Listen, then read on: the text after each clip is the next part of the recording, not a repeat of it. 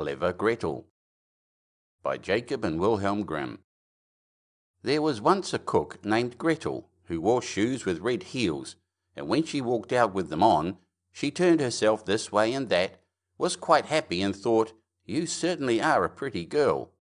And when she came home, she drank, in her gladness of heart, a draught of wine, and as wine excites a desire to eat, she tasted the best of whatever she was cooking until she was satisfied, and said, "The cook must know what the food is like."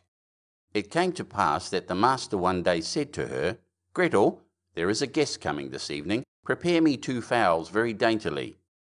"I will see to it, master," answered Gretel. She killed 2 fowls, scalded them, plucked them, put them on the spit, and towards evening set them before the fire that they might roast. The fowls began to turn brown and were nearly ready, but the guest had not yet arrived. Then Gretel called out to her master, "If the guest does not come, I must take the fowls away from the fire, but it will be a sin and a shame if they are not eaten the moment they are at their juiciest." The master said, "I will run myself and fetch the guest." When the master had turned his back, Gretel laid the spit with the fowls on one side, and thought, "Standing so long by the fire there makes one sweat and thirsty. Who knows when they will come? Meanwhile I will run into the cellar and take a drink." She ran down, set a jug, said, "God bless it for you, Gretel," and took a good drink, and thought that wine should flow on and should not be interrupted, and took yet another hearty draught. Then she went and put the fowls down again to the fire, basted them, and drove the spit merrily round. But as the roast meat smelt so good, Gretel thought, something might be wrong, it ought to be tasted. She touched it with her finger and said, "Ah, how good fowls are! It certainly is a sin and a shame that they are not eaten at the right time." She ran to the window to see if the master was not coming with his guest, but she saw no one, and went back to the fowls and thought, "One of the wings is burning. I had better take it off and eat it." So she cut it off, ate it, and enjoyed it, and when she had done she thought, "The other must go down too, or else master will observe that something is missing." When the 2 wings were eaten, she went and looked for her master and did not see him.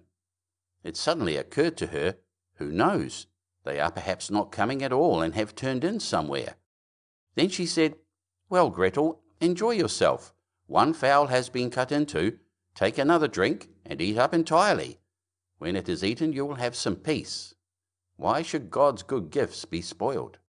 So she ran into the cellar again, took an enormous drink, and ate up the 1 chicken in great glee.